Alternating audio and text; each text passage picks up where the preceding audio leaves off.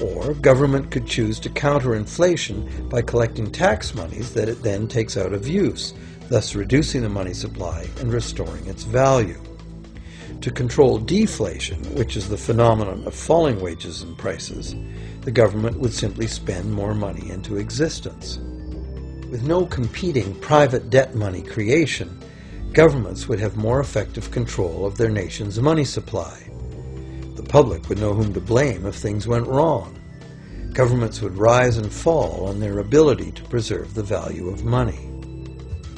Government would operate primarily on taxes, as it does now, but tax money would go much, much further, as none of it would be required to pay interest to private bankers. There could be no national debt if the federal government simply created the money it needed.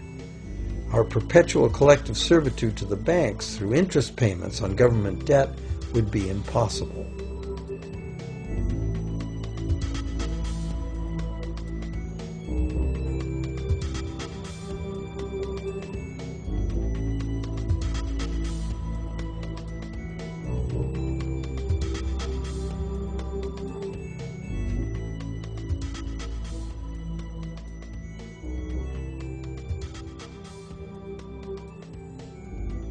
What we have been taught to believe as democracy and freedom has become in reality an ingenious and invisible form of economic dictatorship.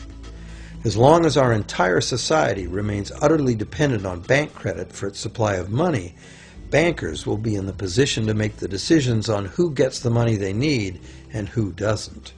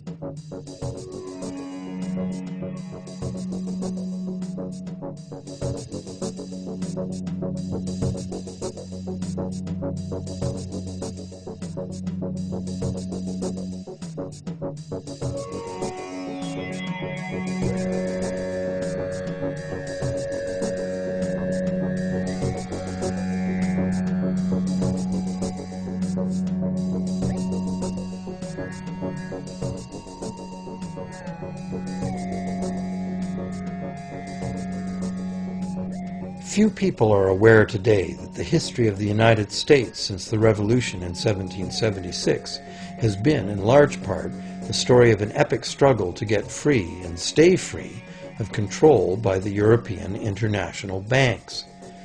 This struggle was finally lost in 1913 when President Woodrow Wilson signed into effect the Federal Reserve Act, putting the international banking cartel in charge of creating America's money.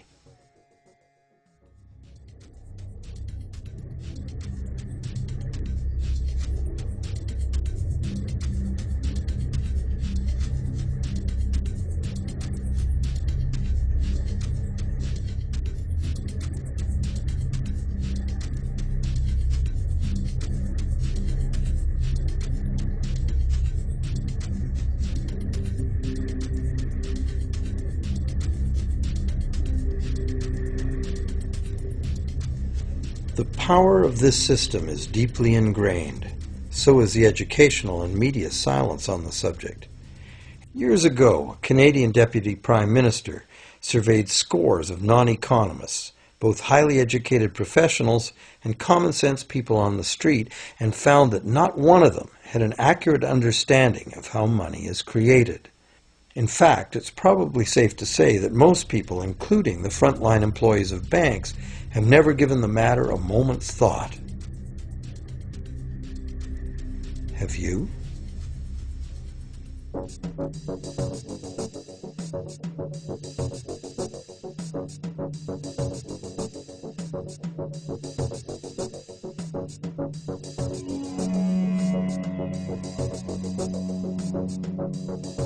The modern money-as-debt system was born a little over 300 years ago, when the first Bank of England was set up with a royal charter for fractional lending of gold receipts at a modest ratio of 2 to 1.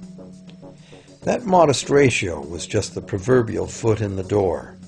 The system is now worldwide, creates virtually unlimited amounts of money out of thin air, and has almost everyone on the planet chained to a perpetually growing debt that can never be paid off.